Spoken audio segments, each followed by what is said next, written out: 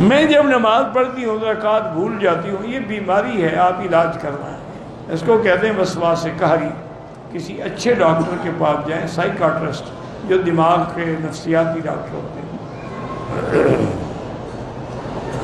جائے نماز پہ خانہ کعبہ کی تصویر بنی ہو، نماز تو ہو جاتی ہے، لیکن بہتر ہے کہ ایسی نماز نہ لیا کریں جس میں، کیونکہ پھر خیال تو تصویر میں لگا رہے گا، اللہ کی طرف تو نہیں ہوگا۔ ہمارے یہاں مرد کو دفنانے کے بعد چنے چھولے تقسیم کر دیں، یعنی مرنے کے بعد اس کو آپ چھولے دے رہے ہیں، خود پراٹھے کھائیں گے۔ کیا بدعت ہے اور کیا ہے؟ اس لیے ہمیشہ یاد رکھیں کہ رمضان المبارک کا مہینہ آ رہا ہے، ابھی سے تیاری کر لیں، ابھی سے توبہ کر لیں، ابھی سے گناہوں کی معافی۔ میں یہ نہیں کہتا آپ شربتیں نہ پئیں، اچھے کھانے نہ کھائیں، رات کو جا کے کھا لیا کریں نا گھر میں، لیکن افطار تو سنت کے مطابق کریں نا۔ اور آپ کو شاید احساس ہو نہ ہو، جہاں آپ پکوڑے کھاتے ہیں نا، 2 صفوں تک اس کی ہوا ہوتی ہے، لوگوں کی نمازیں برباد ہو جاتی ہیں ماشاءاللہ۔ انا للہ و انا، کیونکہ پکوڑے کی ہوا آپ خود جانتے ہیں کیسے ہوتی ہے۔ تو لیکن کھجوریں 2 کلو کھا جائیں، ہوا تو نہیں آئے گی۔ اللہ کے نبی کی حکمتیں ہیں کہ آپ وہ میرے دوست میں بتا رہا تھا کہ وہ ماشاءاللہ رمضان میں روزانہ عمرہ کرتا تھا، روزانہ۔ احرام رمضان میں اس نے کھولا ہی نہیں، سر پہ اس طرح پھروایا تو وہی چادر سر پہ ڈال دی اور نماز پڑھی آرام سے، اور پھر اس کے بعد پھر چل پڑے۔ کبھی وہ رات کو تراویح کے بعد چلے جاتے تھے اور فجر کی نماز تک وہ اپنا عمرہ مکمل کر لیں، آرام سے عمرہ بھی ہو جاتا، رش بھی نہیں ہوتا، اور جناب نماز پڑھ کے پھر آرام سے سو جاتے تھے۔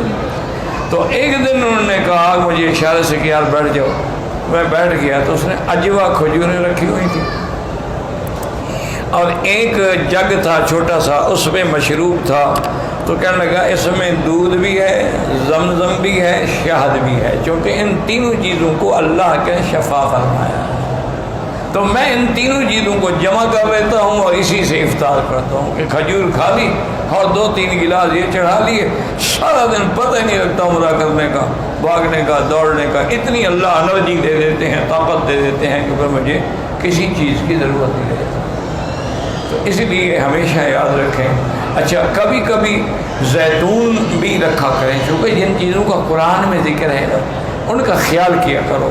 قرآن میں والتین والزیتون وطور سینین وہذا البلد الامین، تو طور تو خیر پہاڑ کا نام ہے، اور تین کہتے ہیں انجیر کو، زیتون مشہور ہے، تو اگر تازہ نہ ملے تو اس کا تھوڑا سا وہ دانے اچار والے رکھ لیے تاکہ سنت پوری ہو جائے، وہ بھی نہ ملے تو چلو تو زیتون کا تیل، حضور تو تیل میں روٹی ڈبو کے کھاتے تھے، آپ کے لیے سالن کیا تھا؟ زیتون کا تیل، اس میں روٹی ڈالی اور کھا لی۔ اور یا کبھی خل مانا سرکہ، حضور سرکے سے روٹی کھاتے تھے۔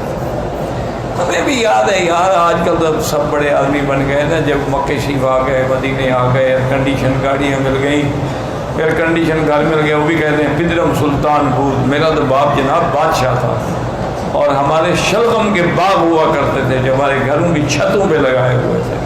انا للہ و انا الیہ راجعون، شلغم کا بھی باغ کا بھی دیکھا ہے۔ تو یہ تو قدرتی بات ہے، ورنہ ہم کیا لوگ، ہم گرمی کے روزوں میں مجھے یاد ہے کہ لسی کا اتنا بڑا دکھا ہوتا تھا، بس وہاں سے پانی ڈالتے جاتے اور پلاتے جاتے۔ میں نے کہا حضرت کتنا پانی ڈالیں گے؟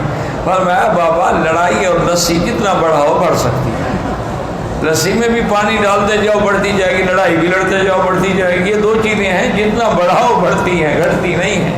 یہ افطار ہوتا تھا۔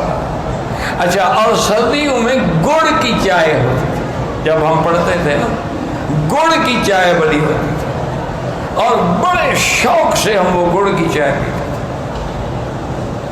اللہ اکبر اللہ اکبر۔ ہمارے شیخ تھے حضرت گمانوی رحمۃ اللہ علیہ، اللہ ان لوگوں کی، میرے تمام مشائخ کی، اساتذہ کی، محبین کی، مخلصین کی، معاونین کی جو فوت ہو گئے، اللہ ان کی قبروں کو باغ جنت بنائے، اللہ تمام مسلمانوں کی قبروں کو نور سے بھر دے، اور اللہ ہم سب کا خاتمہ ایمان پہ کر دے۔